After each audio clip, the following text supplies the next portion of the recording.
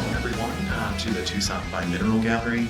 My name is Stu. I oversee the gallery here throughout the year. Thank you for coming to Tucson 2024 on this beautiful Monday. Without any further ado, I'll introduce Patrick Dreher giving this talk on carving the invisible. Patrick, thank you.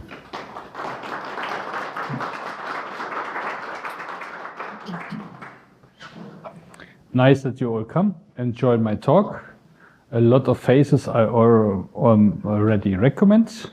Nice that you're coming again. Hope this talk have also anything interesting for you. I always build up the talk a little bit history about the city I come from, my family, and then the different objects we started. Carving the invisible means it's difficult to get the animal out of the gemstone. And so I want to go more deeper in this topic to show that you get a little bit understanding how difficult it is to get a carving out of the stone. What is Idar-Oberstein? Carl Fabergé, the Dreher family, what's hidden in the stone, and a slideshow of finished carvings, which we also can talk about it. If you want to know anything, let me know. So Idar-Oberstein is in Germany, close to the French border, close to Dreher, where of the oldest city. Idar-Oberstein had a tradition for more than 500 years working with gemstones. In our records says that as of 1450 they find the first agates in our area on the fields. Later our,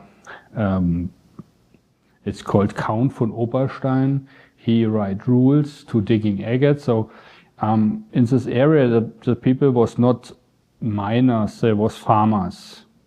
It was a very poor area. On the fields when they prepare for the new corn, they find the agates. The reason why they find the agates there and the jasper was there runs a lava river through Idar. And in this, over the million of years, agates, jasper, rock crystal, smoky quartz, builded in the lava. This Count von Oberstein writes the rules, so his idea was that over winter time, when the farmers had nothing to do, they could go and digging for gemstone. He get 30%, rest the farmers could keep. But for sure the count have the first choice, so he pick out the best. That is a view of the village of Oberstein right now. Very famous we have here. It's a church mounted in the mountain, straight in a wall. And the story about this, we have here an old castle on top, here a new castle on top.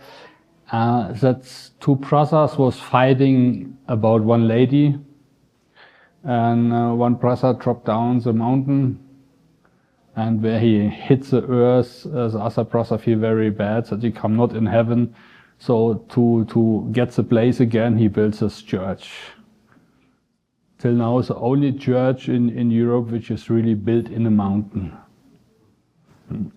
Till today, Idar-Oberstein is I would say, a very important trade center, producing city for all kinds of gemstones. In the, let's say, 20 square kilometers around Idar-Oberstein, you find all professional about gemstone workers, miners, but they're mostly now hobby miners because the mine closed. You have cutters, facetors, carvers, diamond people, you have goldsmiths, and a lot of support people. Here you see Idar-Oberstein in the past. Both villages were separate, small villages, so Idar and Oberstein were separate towns. Before World War II, they get compound, or how it's called, put together. So 5 villages is now the center of Idar-Oberstein. Here again, very nice view of the church and the 2 castles. The river still exists, but now is a street over it. Here you see from 1600s a painting where the castle looks complete. We had even a town wall around the city. When they dig the agates around 1450 and later, there was no electricity in the city of Idar-Oberstein. Electricity even don't know. So they use the craft of the water to cut the agates, which you see here. They built a small, we call it water loops. You have the river, it runs to the house, and then you have those big wooden wheels. And they turn very slowly, and inside was this cutting wheels, we call it sandstone wheels. They had up to 3 meter diameter, so they run very slow, and they cut the stones. Here you have an inside look of the mill. You see here, so that is the sandstones. That is, I think, a apprentice. They started in the age of 15 in Germany. No. That is, in the time till 1818, most of the cutters don't get older as 40 years old. Because they say, I'm lying too close to the cutting wheel in winter time with the cold water and the dust and get everything in the lung. So a lot of those people died. Here you see again some of the grinding wheels. They get found in our area, not far away. That is Idar-Oberstein today. It changes a lot, but still the church is there, both castles are there. Here when you see the streets, that was the Dreher river, so they built really the longest bridge in Europe, it's called. Not straight over the bridge, over the river, they brought it along the river. And for the traffic it's good, for the good looking of the town it's bad. You see it is a very, how to say, small town. We only 35,000 people live in this, both villages. We say around 50% working anyhow in the gemstone business. Dealers, everything, producers. We have not a lot of jewelry stores, high-end jewelry stores. We have no galleries, things like this, because Idar-Oberstein is really a production town. So most stones which get cut or carvings get done, they got shipped worldwide. We have for sure shops for tourists, but it's, I always say there exist two Idar-Obersteins, one for tourists and one behind the scene, which really is the high-end stuff get produced. It is a little bit hidden, this stuff, because it's a kind of security that a lot of companies don't want the normal tourists because they have so much value in the factories. Most of the companies still now are family-based companies, like my family. For 13th generation, my family is really father to son, continuing. Till now we have a lot of this tiny companies, families, they special in any kind of the industry, like the cameo carvers. We have a very famous guy, Erwin Pauli. He's now 90 years old. He was a teacher for many years, guild master. He still carve. He's still the best people which we is living. That is an inside look in the mine. It's called Steinkaulenberg. The mine started around 1450, closed around 1820, because the production of this mine was so limited that this mine could not support all the gemstones the industry need. To give you an example, a miner needs for a tube 1 meter long, 80 centimeters high, 1 year. And you can imagine how much gemstone he finds, maybe 1, maybe 2, not more. And he worked for this a whole year. For the miners at that time, as I told, it was farmer, it was some extra money. which they could survive in winter time. Still today you see a lot of, let me see, that's protected with glass, but completely in the wall you see everywhere the amethyst, gypsum, the agates, the jasper. We have really a river, or a lake, a lake in our mine, and it's really groundwater which drops over millions or hundreds of years over the surface and gets collected in the mine. The miners was very clever because in that early years they had no dynamite and hard machines, so they used the water to break the stones. They hammered wooden pieces in the stone, in the cracks, and keeps them always wet, the wood. And the woods grow, and sometimes it breaks the stones. Now, today we have, what you see on the right side, we have still one of the water loops left. It's called the Weiherschleife. We have there old people who really show how the people cut in the past, in the history. And we have for sure 2 gemstone museums. That is the most important one. And it is funny story. This house was in 1880s a house of a pearl dealer. You can see how in the 18th, 19th century, how much the Idar-Oberstein people earns to build these houses like this. 20 years ago, we was happy that the museum could afford the house and board it, and now the German Gemstone Museum. We call it is our window of the industry, because in this house we show everything from the history, and today everything what's produced, everything what's done in the history, different techniques, different cuts. Most of the stuff, 80% are loaned from the industry. That makes the museum very comfortable, so you don't have to buy the stuff, but can show really high-end stuff. If you be around, definitely worth a visit.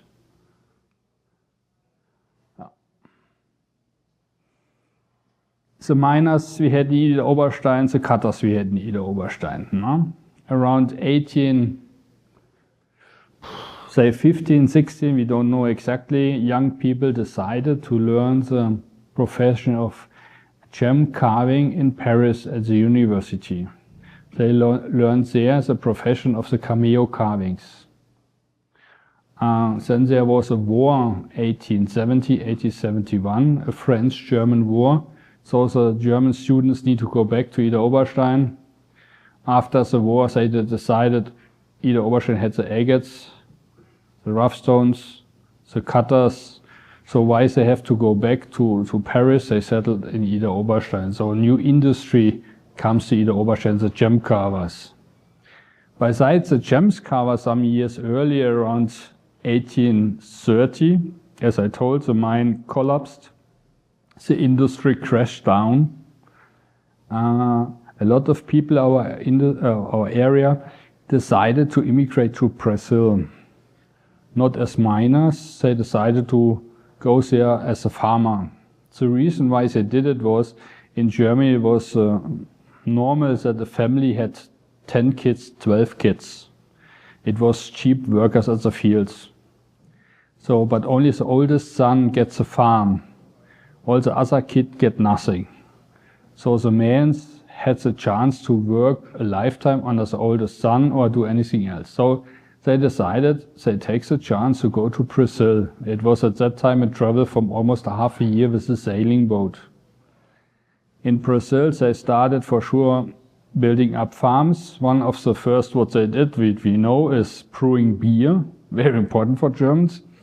But also there during the farm work they find the agates on the fields.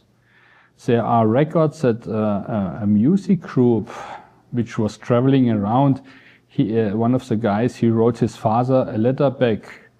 Father, unbelievable, we go on streets built out of agates. So the Brazilian people don't know what they had. The people from our area, from the Hunsrück area, they know it, and they get the idea to send these agates back to Idar-Oberstein, so the industry had enough gemstone to start again. At that time, it was sailing boats. The goods come from the old world, from Europe to the new world, and often they travel empty back. But the sailing boats need a belly in the weight in the belly that they're not crashed. So they talked to the shipperman and said, could you not carry agates instead of normal stones? And so the agates come to Hamburg Haven, then go down to the rivers and arrived Idar-Oberstein. The stones was much bigger, much more quantity, completely different colors, less cracks than the Idar-Oberstein stones have. So the industry really grows up.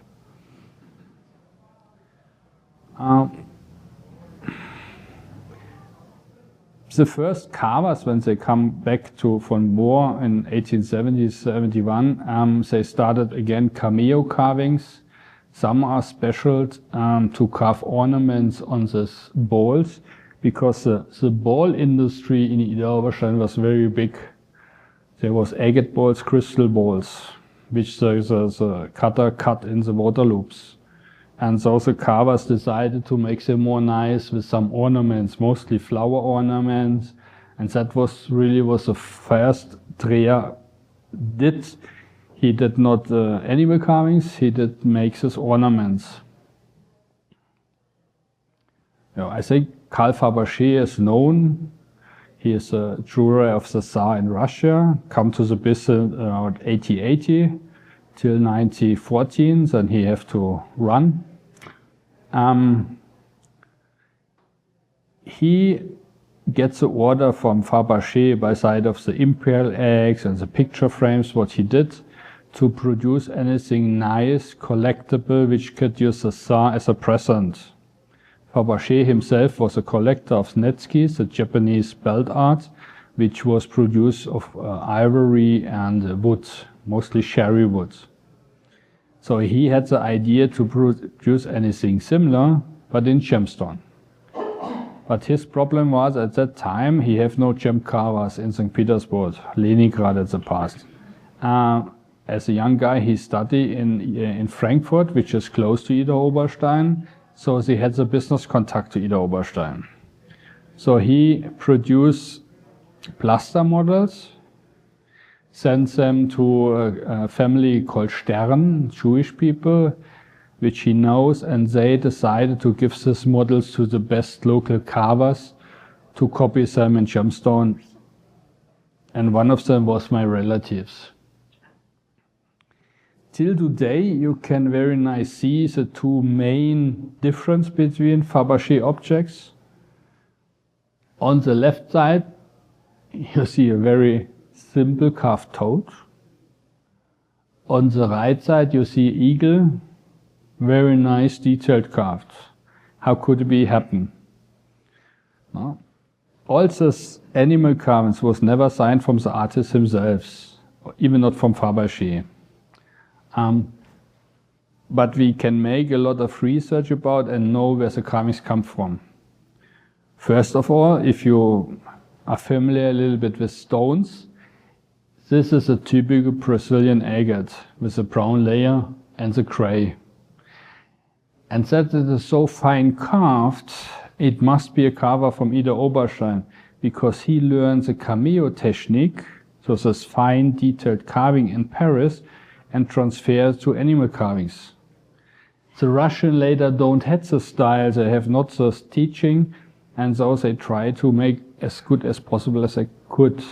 So that's the reason why you see pieces which get produced in Idar-Oberstein and pieces which get produced in Russia. Till today, we say around, till 1906, we say that around 80% of all animal carvings from Fabergé get produced in Idar-Oberstein. As an apprentice, I started with 18 years under my father before I made a business school. I'm following my father's footsteps, and one of my first stops was in my grandfather's workshop to clean a rack, a shelf, which was very dirty. And I find this inside. Already a little bit damaged, the 2 fingers is missing, and a little bit of the food is missing. I said, my father, what is this? He said, "Oh, that's for 3 generations in my family. It must be Fabergé." I said, "Who's Fabergé?" As a young guy, I don't know. So I make a lot of research because it was make interesting. I read about Fabergé and things like that. And I find out that there was one of the plaster models which still exist, which get shipped from Russia to Idar-Oberstein. And it was also generation in my family. But I could never prove it because all the documents get lost after the war. In the early 2000s, I had good contact to Russia, to the Fabergé Museum. And the director, Mikhail Ashinikov, he decided to make really research in the Fabergé's archives. And he write in the first book which we have a really article why it is a Fabergé toad, this plaster model. Later we find out that my great-grandfather made this toad in nephrite. So that was a start why my family stepped away from those ornament carvings to the animal carvings. It was because the order comes to Idar-Oberstein, it comes to my great-grandfather, and he decided, "Oh, let's do it. Let's copy this model in gemstone." You often see these animal carvings are done out of Brazilian agates or as local Idar-Oberstein agates and jaspers.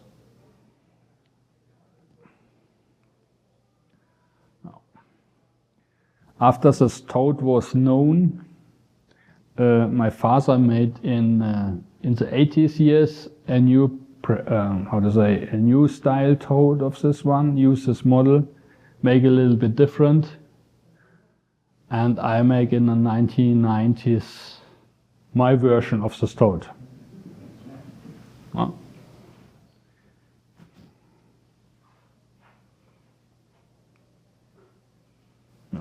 Here again the family tree, Karl, Hermann and Paul on the left side.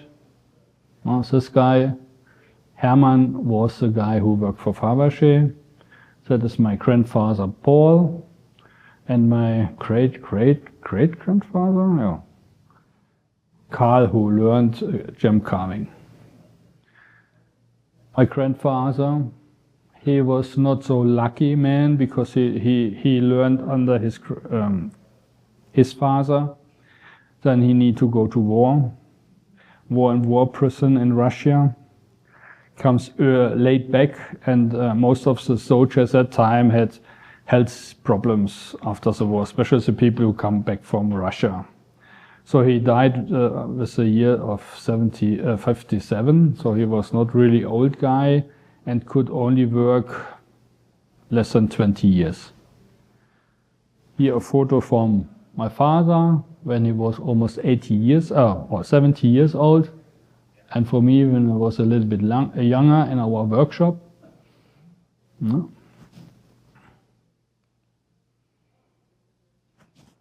Again, very nice to see at the top left my grandfather. This, I want to show you that the tools of all this generation in general don't change. So we work with a spindle. That means it's a fixed carving machine which you mount tools and can use both hands to move the animal around or the carving around the spindle. When my father was young, you see the same. It changed a little bit, and that's me today with a modern carving machine. All this machine, all these tools get produced in Idar-Oberstein. That makes us for local artists very comfortable. We can order the tools after our wishes, what we need for our job. They get produced in the city, so very short delivery time and delivery ways. Still today, this support people, let's say, or support company are very important in Idar-Oberstein.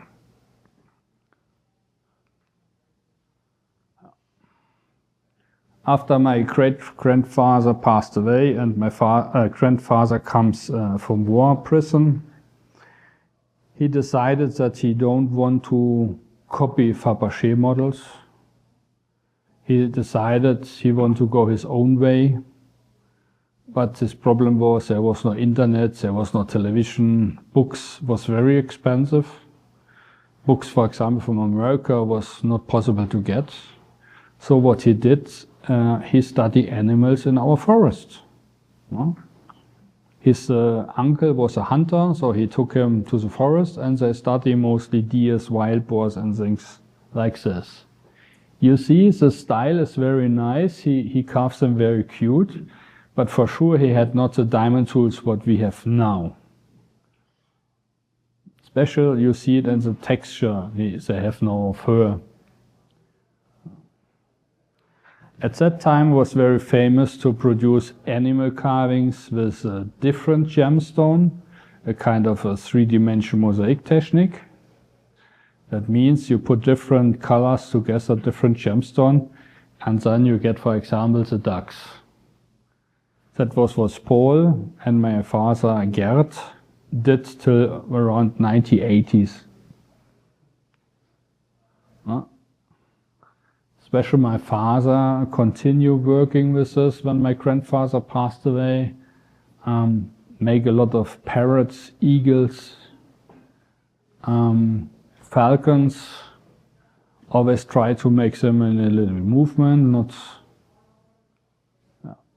This is, I would say, the best carving my father ever did in this block technique, in this mosaic technique.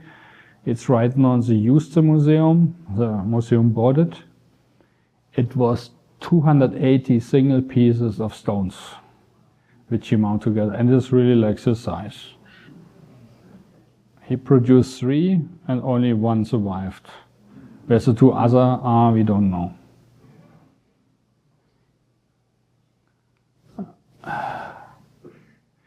In the middle of 1980s, there comes new diamond tools to the market. We call them sintrit tools.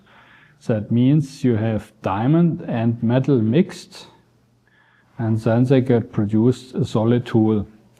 These tools help us to work faster. You can put more power in it, and you can work, for example, breakthroughs and things like this. So my father always says a story that he don't want to use these tools to work faster in this block technique. He wants to use these tools to go different ways.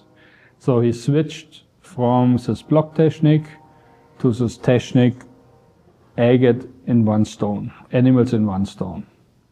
Here you see very nice step by step from the rough stone, even finished from the saw. You have the block technique, roughly preformed, finely preformed, and then the finished mouse.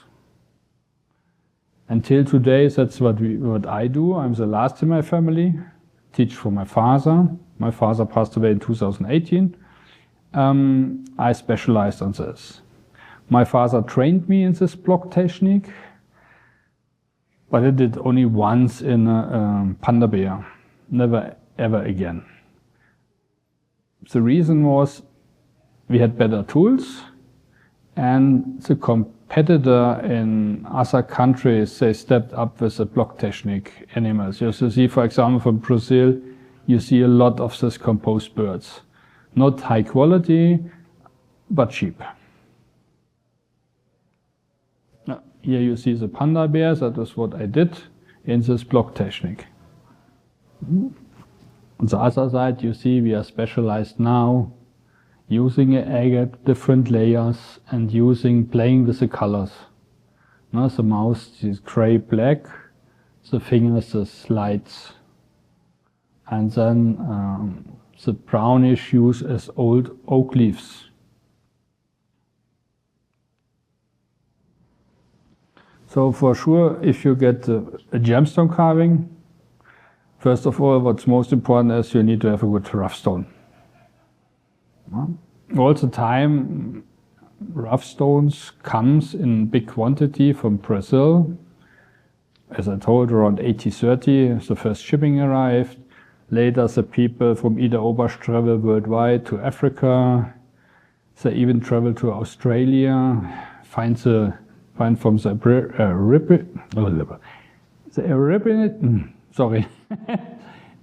the native people from Australia, the opals, and find the value of the opals, so they bring them back, they cut the opals. Still this company exists, which was one of the pioneers of the opal industry in Idar-Oberstein. On the left side, no, on the right side, you see very nice my father, which is stock of agates and jasper in the garden of my grandfather. You see, it was very limited. Wow. And you have to understand this rough stone dealer, which buy gemstone in Brazil, for example, they go, I take this lot, I take this lot, I take this lot. They could do it because all the stones of a lot get used from different professions. Some carve bowls out of it, some make capuchons, some make cameo stones, some make carving out of it.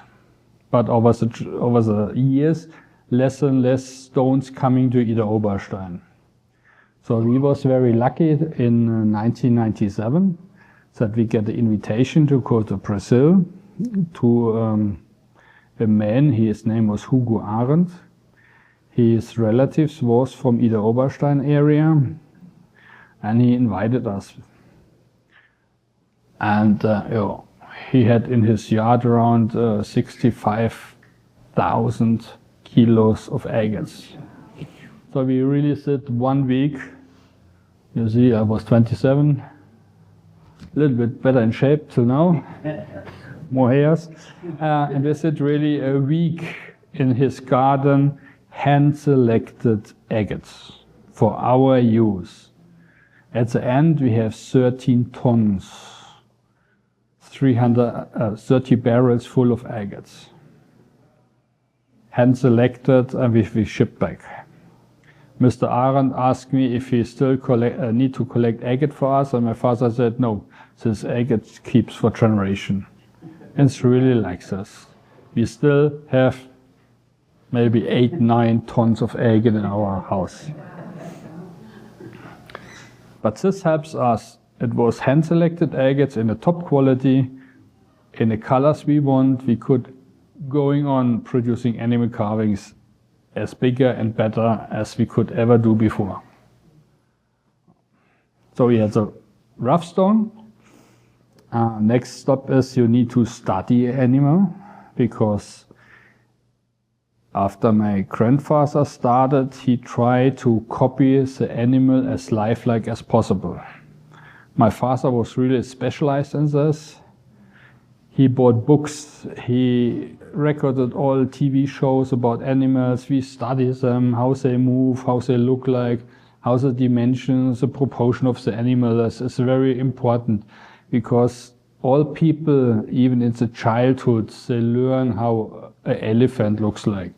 They learn how like a mouse looks like.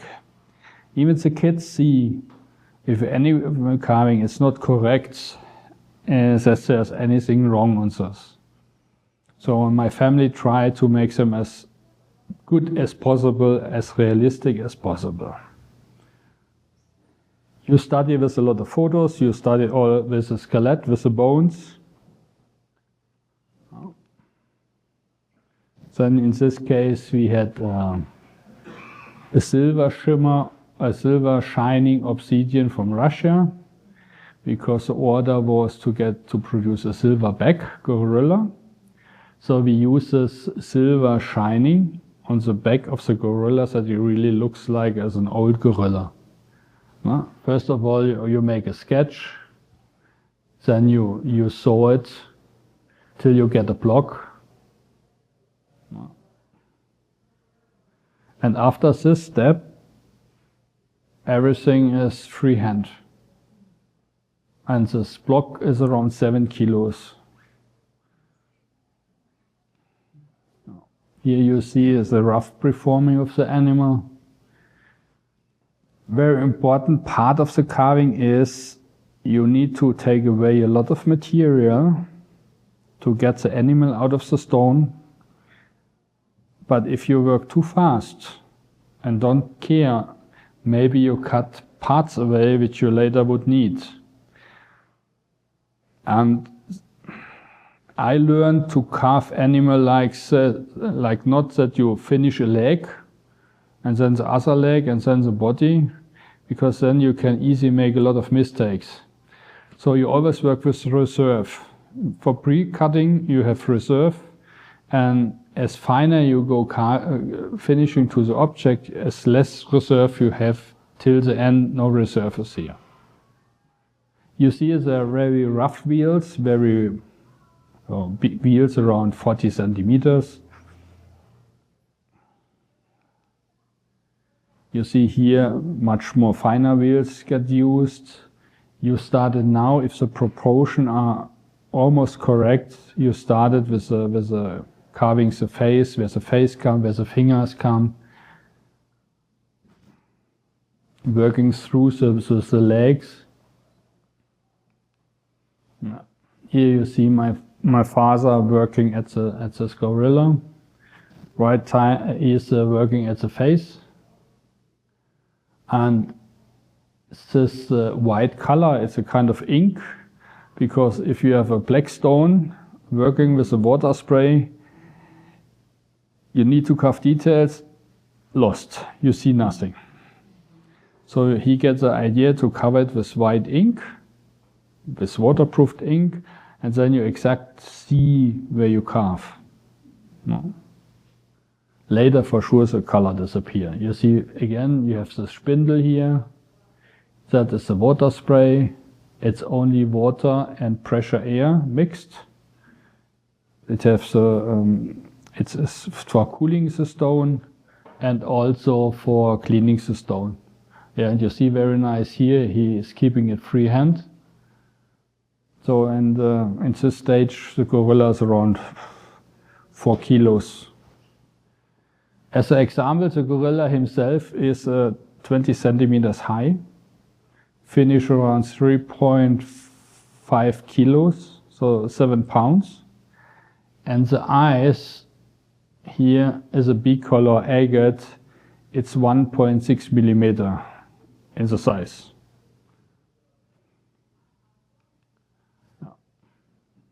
One of the last steps is for sure the finishing. So you carve all the details, you carve the fingers, you give the fingers the textures, you give the fur, and also you're starting polishing, finishing the animal. Yeah.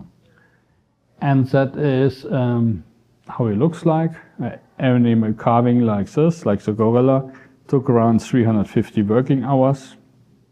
All handmade, nothing with a CNC machine or nothing casted or machine produced.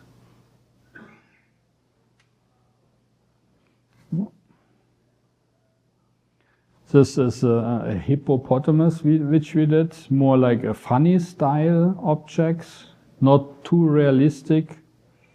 We had many years ago, around 2003 or so, a special exhibition in Hogenda in Munich. And I worked for 16 years in our German Gemstone Museum as a part of the curator board.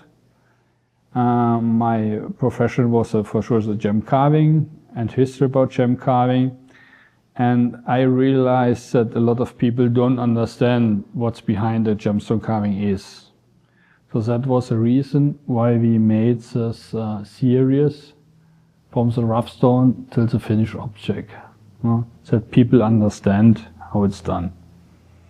A funny story about this stone. Have anybody an idea what it is? No? Good. Good. It is an obsidian, it comes from Caucasus, so Russian obsidian. But funny is, it is in a lot of the Fabergé books described as jasper. So even the Fabergé expert make mistakes. Very nice story about is when my grandfather was in business, my father was a young man, a student. They go to a local dealer in Idar, and they find the stone. So my father bought them all, and he asked if they maybe have a history of the stone. And the man said that the stone is for generations in the dealer's yard. So the great-grandfather of this dealer already bought the stone, but it was a mistake. It was a wrong shipping. They don't want the stone because it had gray spots on a black, on a brown. It looks not nice.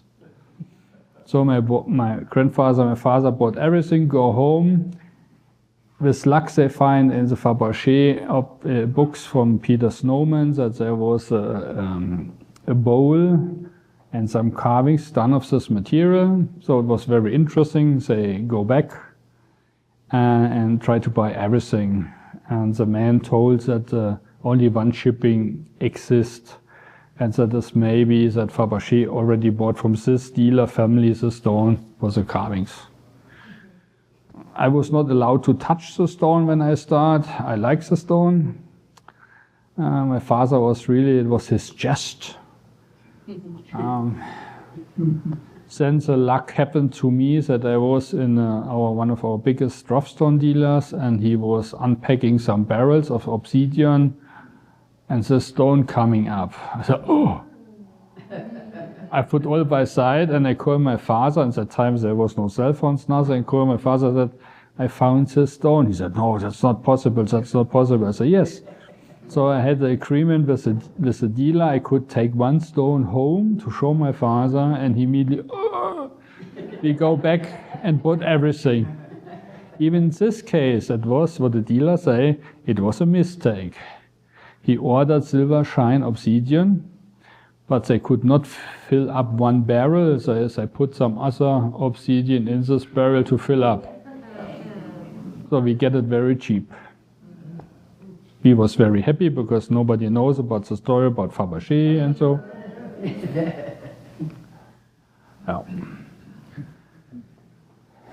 I always say we never touch a perfect crystal.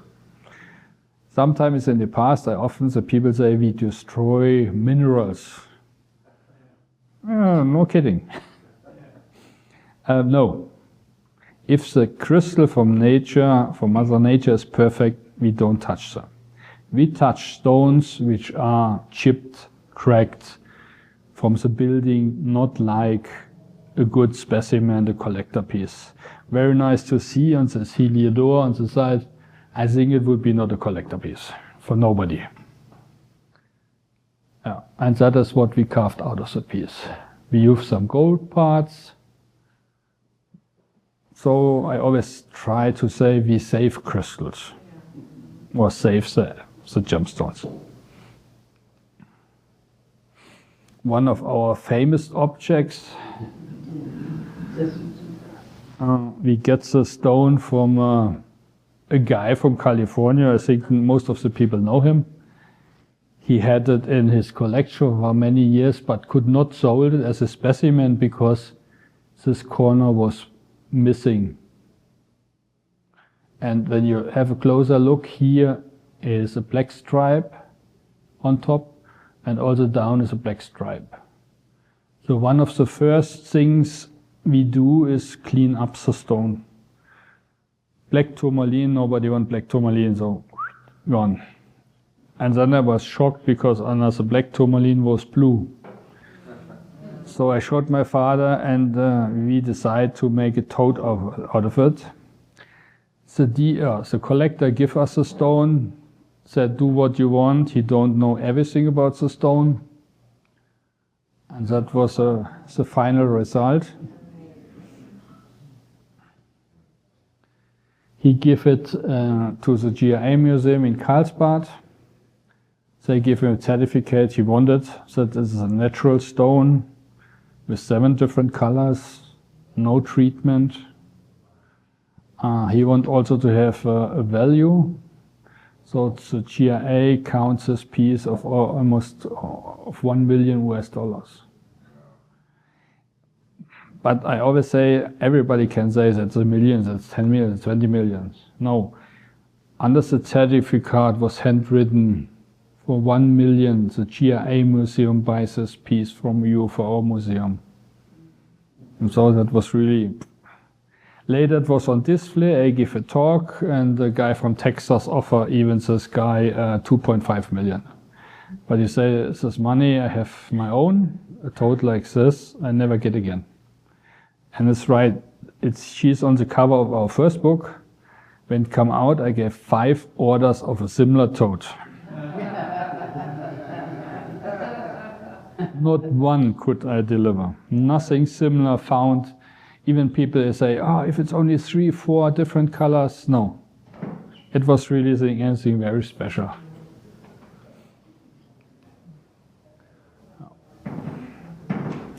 Often I get gemstones from mineral dealers, which they could not use as a specimen. So there was no use for them. I was visiting the guy in Fallbrook, the guy with the toads, and one of our first visits, he showed me around with all his collections and things like this. And I told him, what do you do with the broken minerals? And he told me, I throw them away because we could not sell them. I said, why you don't give it to me?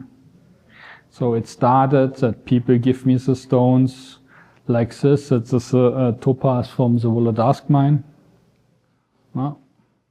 which I use the orange-brownish part as a mushroom and the blue part of the mouse. Very difficult stone for carving because there's perfect cleavage. You make a mistake, the wheels don't run perfectly round and hit the stone, it's split completely through, and you can open the windows and throw it out. My father never touched the topaz. He said the risk is too high. He never did it, and he don't want it. No. When my father was passed away, I have to say I like challenges. So that was the reason I said, okay, this stone was from Ian Bruce, from the owner of the gallery here. He found it during a project in the Volodsk mine, and he gave it to me 2 pieces, and do what you want with it. So I make the mouse, and I make later a second piece. So I like challenges, do anything what by side of normal agate carving and things like this, which is really special. Yeah. I get a really big mousicite, chloromelanite. It was a piece about 7 kilos, really like this size. And the idea was to make a gecko out of this piece. So I use this photo as inspiration, as idea. I draw this client how the gecko comes out of this piece.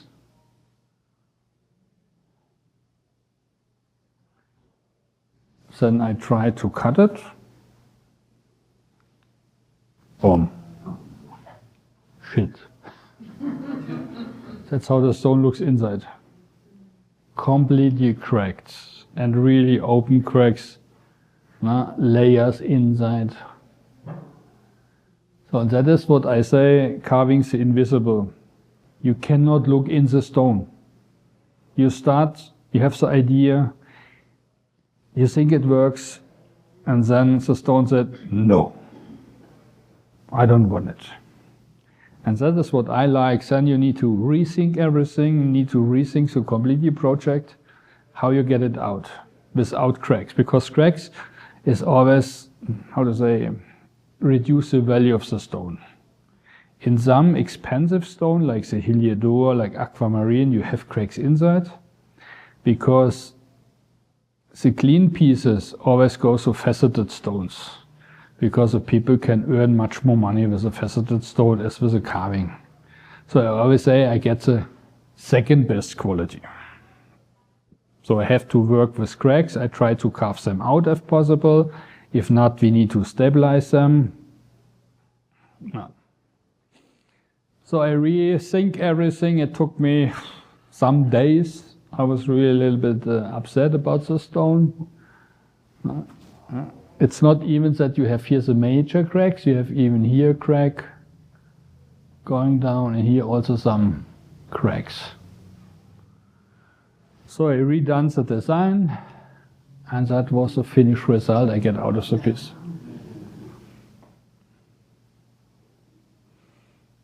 So I say often people ask me how I work.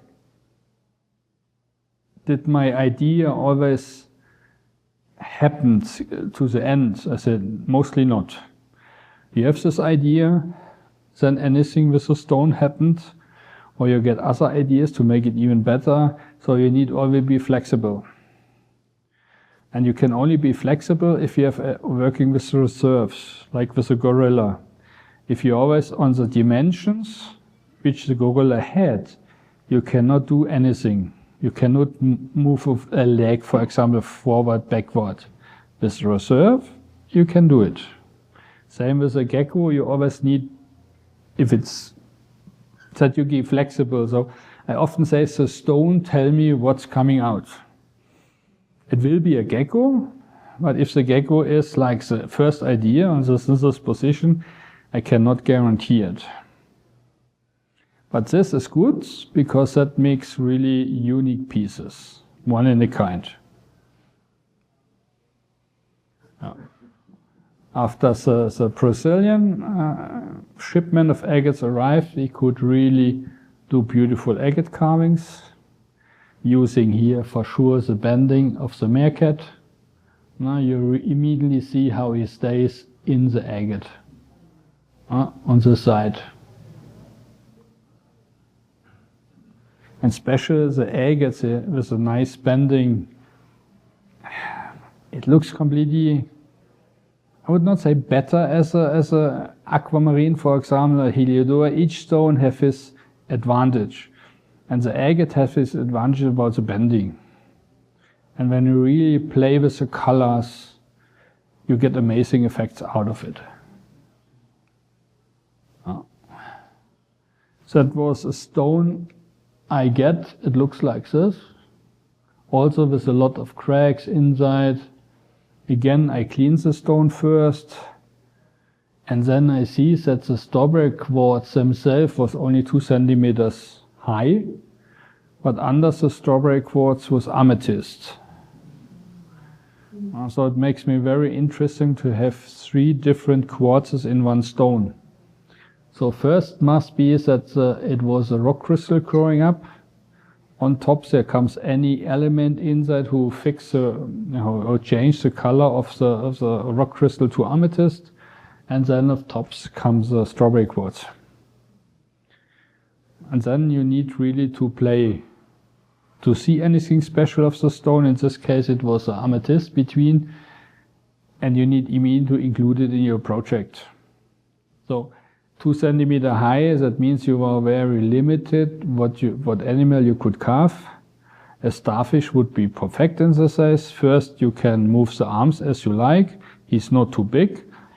And the bumps at the top, here, it was really like small capuchons, where you see really the star, the strawberry star.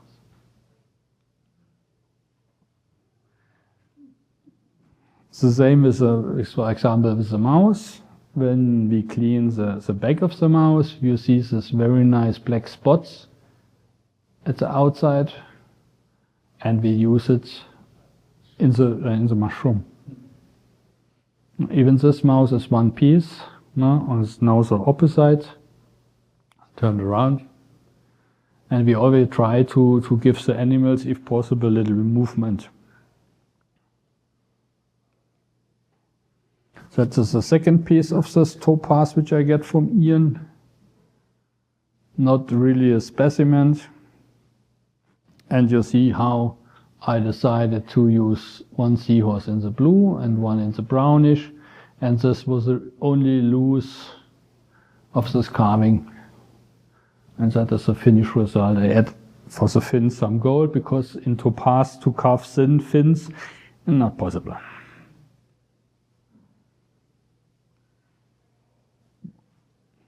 Heated agates, very interesting thing.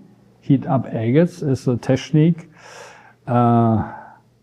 It goes back to Egypt, where people heat up stones in the sun and to change the colors. It's a natural process. You have only the stone with a little bit heating up that he changes colors. Normally it takes ages of years, like the carnelian, when he lies in the sun, he gets from brownish to red. Here you put it in the oven, heat it up to 300 degrees, very slowly process, and then the color changed. Heating is very interesting because it keeps a different layer of the agate, which you very see in the fairy tale goldfish, here at the top fin. If you, for example, use color or acid, which you use for cameo stones, it's one color, and the completely color play in the stone is lost. It's opaque color, red, everything red, and that's what we don't want. We want to play with a different color, like the rooster. It's also heated agate. In my gallery room you see a rooster. With heating up agates you get colors which you don't get normally in nature. For example, this nice cement colors, or this really white of the agate, which you, when you later have time, come to the gallery, you see this rooster. It's this really cement color and white in a perfect quality. Heating agates is an old tradition, as I told. So we have records that the people in Idar-Oberstein heated up the agates in a pot with sand. So they put the stone in the sand and then on a normal kitchen oven of the fireplace. For sure they could not look inside and things like so. It was always a risky job. Because agate's natural product, a lot of water is in the stone and then it needs first to disappear out of the stone. If you heat up the agates too fast and water is left, it's like dynamite and will crack him. So my father taught me this technique with the old oven, and then it broke. Damn it. Then, thanks God of Google, I found an oven which used in hospitals to sterilize the instruments, scalpels and things like that, which you really can type in very slow, different steps, so really high end. And we bought them, continue. One of this on the right side is fairy tale goldfish, is one of the best we did, the biggest thing. It's really like this, right? We keep it in our private collection. People come, I want it. My father always said, no, it's a private collection. And one of the clients was more clever. He said, I want to have a similar one. Not this one, a similar one. And my father said, okay, a similar one we can do. And he told me to preform a second one. And then he got the idea to say, oh, let's do two in the case anything happened with one, that we have a reserve. So I preformed two goldfish, put them to the oven, the same programs, the same temperature, the same time as this one, which was a success. And it comes out, both was correct. You see where the red corners are, everywhere cracks. After this, my father stopped heating agates because it's too expensive, because preforming each goldfish of this was 120 working hours. So I destroyed 240 working hours. Heating agate, you put them in the oven the door is closed, and it's really a surprise after 4 or 5 weeks what's coming out. If the color change, if the stone survive, if it is nice color, so you can say almost 50% is garbage what's coming out. The problem is not to color a small agate. The problem is to heat up an agate which is big, because in a small plate or slice, the water disappears immediately, but a big piece, it stays. So we make the experience that only pieces till 4 centimeter you can heat up. Bigger things, the water in the center don't come out.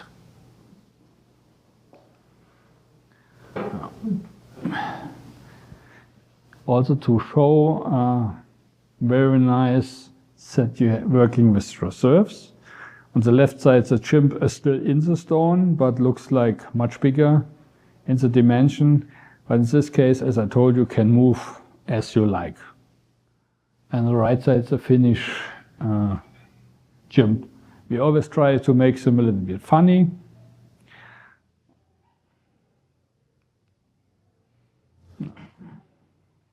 Here you see a piece which I made 2 years ago. It's a chrysoprase frog. On the right side, my father's frog. He made them around in the year 2000, 2002. But it is, as I find out later, it is not a typical position as a frog sit on the reed. No? And this chrysoprase, it was really a big one, very old, and it gets split in 3 parts. And after my father passed away, I found the 3rd part left, because he put it by side, was hidden. I found it, and I said, you make anything special for it? Here's a Tucson gallery.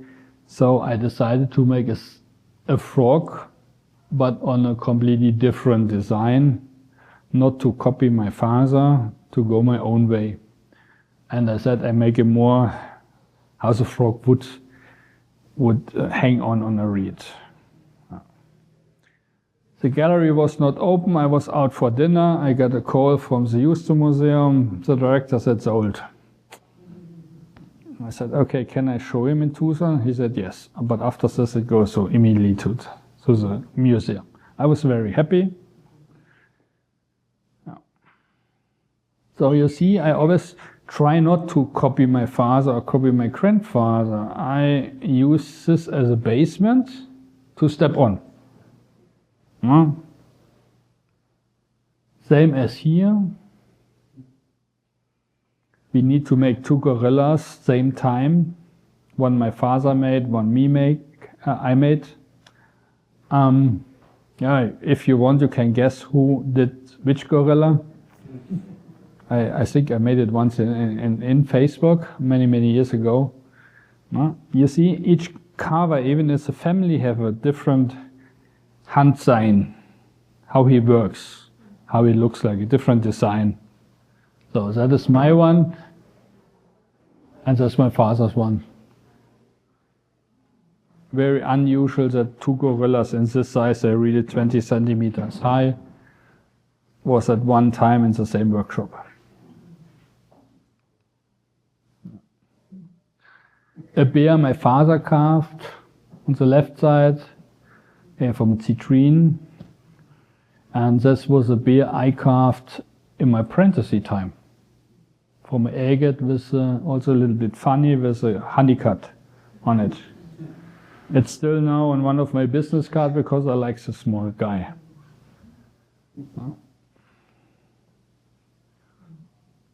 That is, I would say, one of the most difficult pieces my father ever made, and I helped him.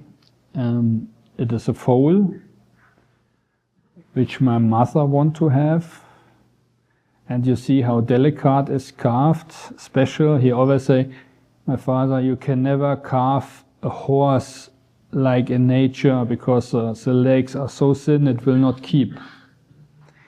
We get the idea to protect the leg with some plants behind to give him more stability. Here and here, so that they don't break. Second thing was, a foal have a lot of muscles, like you see here.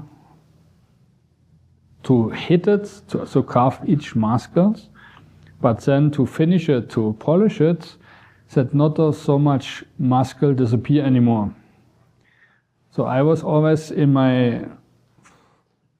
now, I was the finisher of my father's pieces. That means I often help him with the texture. I often make his polishing. He never want to polish. he said it's too expensive, too much time intensive, and in my apprenticeship time, I really sit down and learn a lot of trying out a lot of polishing techniques.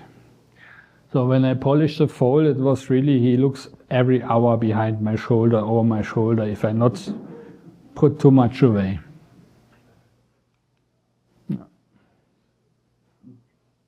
That was early toad my father did in the 1980s. And you see each leg is worked through, even each finger is worked through. And where he play with a different color, the green as the bottom, the red as the toad. The eyes are included, and that is that is a B-color agate with a black stripe and a light gray stripe. They get carved as an eye, hollow inside to get thin, and then fill up with gold foil. So you get really this reptile eyes out of it. Some of my colleagues, they use glass eyes, they use painted eyes, they use even eyes from the small pets, I don't know the English word, the bears from the kids. Teddy bears, exactly, things like this, but I don't want, we do it from stone. No. Different chimpanzees and orang-utan I carved. We always specialized on a unique piece, one in a kind. A chameleon from Crossolar, a very old one. And you see this texture is still very rough. Today it's more softer. Two chimpanzees my father carved for my mom and himself. And the story what he always say is that the man want to date her and she said, they both are in our family collection now because he made it for their 60th birthday, both. So that is my mom's one and that's my father's one. And we keep them together.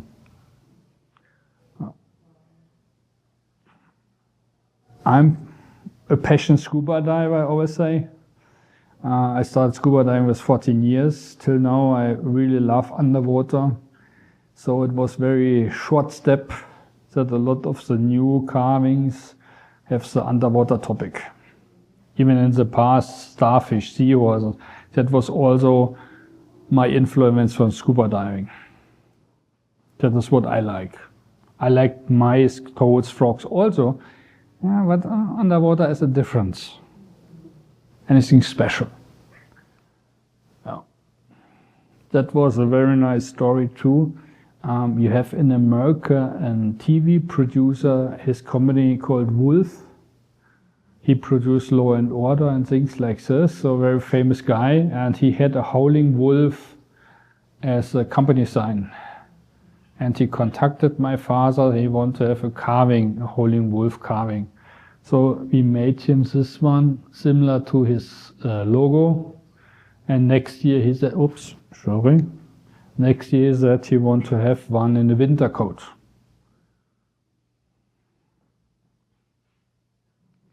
Yeah.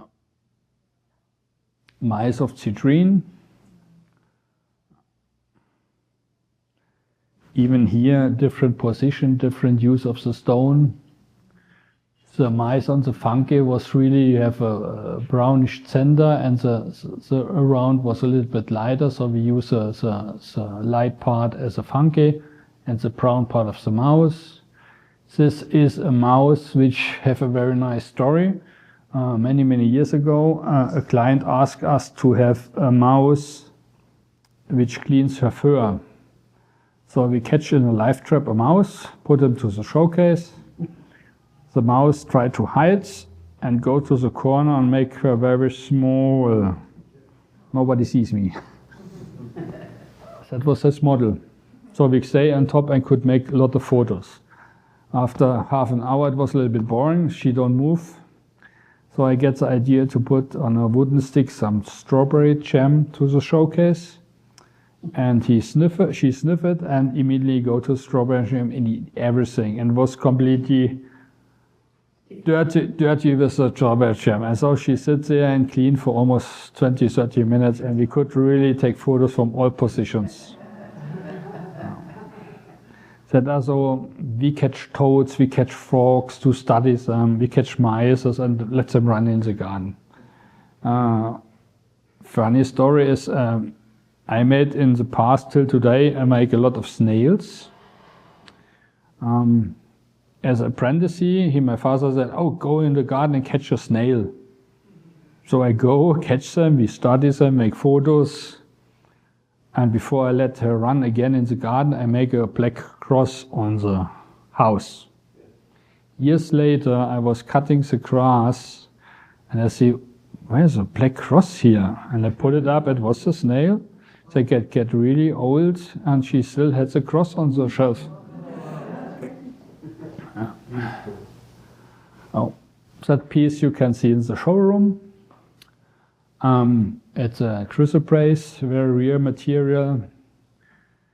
The story behind this is that I have a friend from Idar-Oberstein. His grandfather had the mine in Australia for this chrysoprase.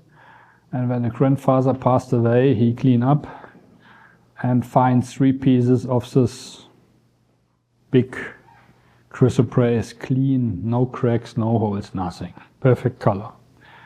And he told me that he wanted to have one carving for me. I said, oh, cool. Cool. So I go back with the stone, and my father sees it, immediately said, oh, let me do it, let me do it. It was his stone he liked most. So he makes this chameleon. It was really his last chameleon. He did his last carving before he got ill. It's always a nice remember piece for me. And you see, we make different animals from different areas of the world. Depends where the clients are, depends where the collectors are. We have collectors from Africa, they like more the classical African animals. We have people from Asia, from the platypus. So we can work with all kinds of animal. Most important is that you, before you start really studying animal, find out the characteristic, what is special for the animal, and then try to translate it to the stone. Different citrine toad, a mouse. So during working at this mouse, there was a black layer with nice tiny spots coming up between the gray and the feet of the mouse. And I liked it, so I immediately tried to keep it. So I make this texture and use what's coming out of the stone. And even here with the mouse, you see, you play with the stripes, you play with the colors, you follow the lines. And that is the part where if you see the block in an untranslucent stone, you cannot look in the stone. You need to follow the color. And that gives the symmetric end result, let's call it like this. The snails, what we talk about, one is also right now in my room.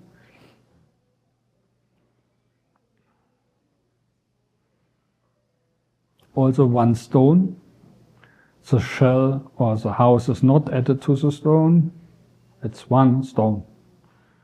And that makes it a little bit difficult, especially later to finish the antennas, because they're really thin and long and can easily crack if you make a mistake. Oh, that is, I think, my talk. You have time to ask me what you want. I'm ready. If anybody, yeah, please. Do you start with one piece from beginning to end, or do you have several pieces? I have several pieces in minimum 3 till 4. Because the pieces are between 100 and right now we have a piece of 650 working hours. Sometimes you come to a problem and you don't know to solve this problem. You need to put the stone away. Sometimes you get frustrated because you make all these textures of the animal. Put it away. Do what different. Days later or weeks later, you continue it. Yeah, but all pieces I get done for my family. We have no employees. Right now, I'm the last. Last year, I had 2 students. One is here. Lace is already here. He's from Chicago. He studied under me for 3 months. And today arrives a lady from Paris. As I'm the last generation in my family, I always get asked who continue. I have a daughter, she don't want to continue it, so I try now to give my knowledge to the new generations. That this art don't get lost. But I don't want that they copy me, I help them, but I want that they find their own way. That's the idea behind it. Any other question? Patrick, from online, we have Tara asking if you have a personal favorite piece and why it's your favorite piece. Favorite piece? I have many favorite pieces. I cannot answer this answer because it's really it's not one special annual. Sorry, Brian, I cannot answer it because there are more than one piece I really like. That's okay, that's an answer. Now, for example, one of my pieces I really like was this frog. No, the reed. The chrysoprase was really gem quality, so it was really fun to work with this interesting material. Yeah. Anybody else? Yeah. Mount Sitsit is Burmese, or where's that come from? From Burma, yeah. Yeah, and how much of that rock is left? Nothing. Nothing. The story behind this, all cut off pieces. First of all, the owner's wife get a chain from big beads. The second is I make some pendants, which he gives as a present, and the rest gets Nikolai for his boxes. So we try to use as much as possible from everything. Nikolai has some left? And not from this, he bought from other shores, yeah. But right now it's very hard to get, but we have the expert here. So, oh yeah. Federico, is it possible to get mouse it sit? Only from all the source. Okay. Now there is no production. So it's possible with some pieces still in the kind of some, but nearly gone. Gone, we can say. The new production don't exist. Said, a beautiful stone. The green is amazing. Yeah. Yeah. Roughly, how many pieces would you say you produce in a year? What you would expect. Let me turn the question. No, it's a good question. Well, you said 350 hours. That was also a high end, you know. What do you expect? 100, 50, 1? Oh, tell it. 3 to 5. No. 12 to 15. 12 to 15. So you can say everyone one piece. Because you have much, sometimes bigger pieces, sometimes smaller pieces, so at the end it goes around once a month. But yet the next question, how many Dreher pieces exist? Dreher or Patrick Dreher? All Dreher pieces. All? All. You think more than 10,000? More than 5,000? 3? No. No. 2? Less than 1,000. we counted in when my father was still alive. So my grandfather made maybe 200 pieces because this problem with the war, and my father worked this 57 years. So let's call around 10 pieces per year, which he did. At 700 pieces, I work now till 35 years. So maybe also 300 pieces. So not more as 1,000. And maybe I work 20 more years, so maybe 200 more, so it's gone. That's it? Will there be other advances in the tools No. that are coming up? You think, no? No. Because there have been in your generation. The biggest step happened with the sinter tools. Laser, things like this don't work. Even if you want to work with CNC machines, the problem is the CNC machine, you cannot see cracks, different colors in stones. When you work with a CNC machine, it must be quartz, rock crystal, all the same cubes. So, for example, now we have an aquamarine. You cannot cut it to a cube that the CNC machine can work with. So it is right now, it will be a craftsman shop, an artist shop. The machine helps you, but cannot take it over. There will be no mass production in high quality. I'm sorry, you mean it's a computer machine? Is that what you, well, I'm not catching what you're saying. Yeah. The word. CNC. So you have a model and it replicates. Like what they make the bases for minerals out of. Yeah, no. Because, The yeah. computerization of it. Yeah, but this acrylic basis, it's clean. It gives it completely in cubes. You cannot do it with a gemstone. Not with aquamarine, for example, not with the agate. So it will be a craftsman shop, and that is good. That makes it limited. When you heated the Yeah. agates, do you think there's a difference in putting two of them in the oven at the same time versus one? Do you think that we serve two different kinds? I think it was a mistake to put both goldfishes in. Maybe there was a mistake, I don't know, in the program. Better you put really one by one, because then you minimize the risk. It sounds strange, but it's really like this risk for heating agate. It sounds simple, but it is complicated. Anybody else a question? Patrick, another question from online. Tara would like to know how she can learn to carve from you. Oh, she needs to come to Idar-Oberstein. Very simple. Careful, she might. So again, I'm based in Idar-Oberstein. My workshop is there. Till now, Lace, the student, he come for 3 months to Idar-Oberstein, worked with me every day. The lady from Paris even completely moved to Idar-Oberstein, so it's easy.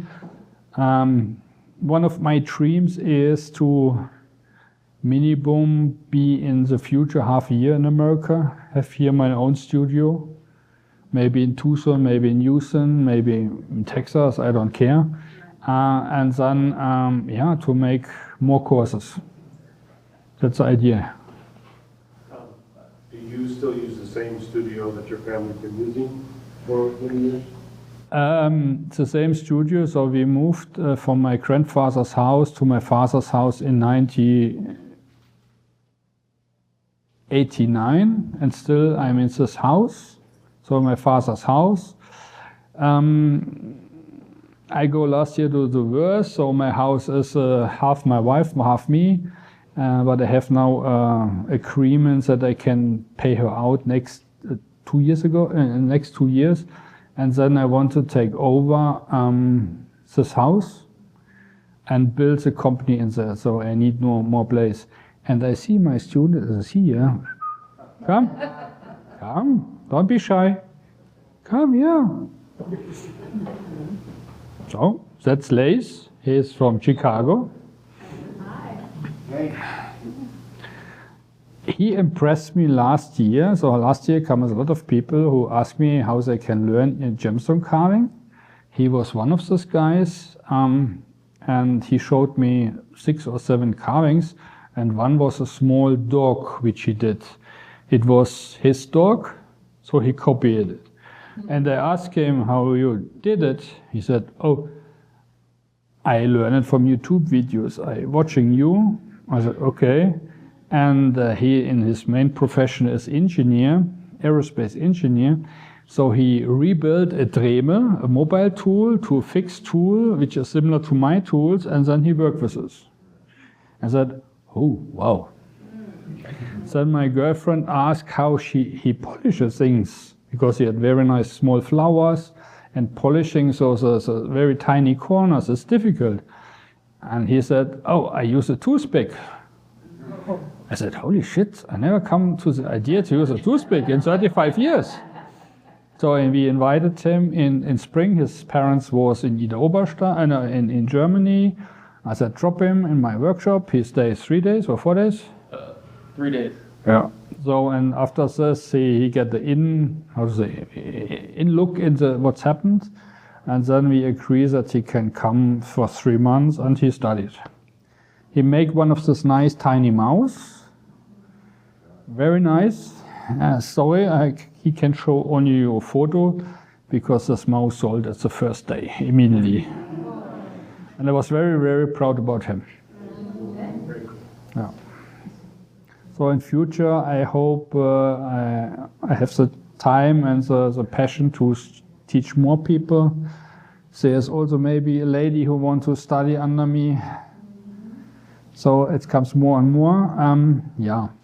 Let's see what the future brings. Again, my idea would be to move half of the year to America, maybe around here Tucson, to get the Tucson show, have a small workshop here, which the 2 people, student can join me. Other thing is maybe he continue, and he is good enough that he will be the teacher in America. Well, a lot of possibilities. We're working on it. I could start this.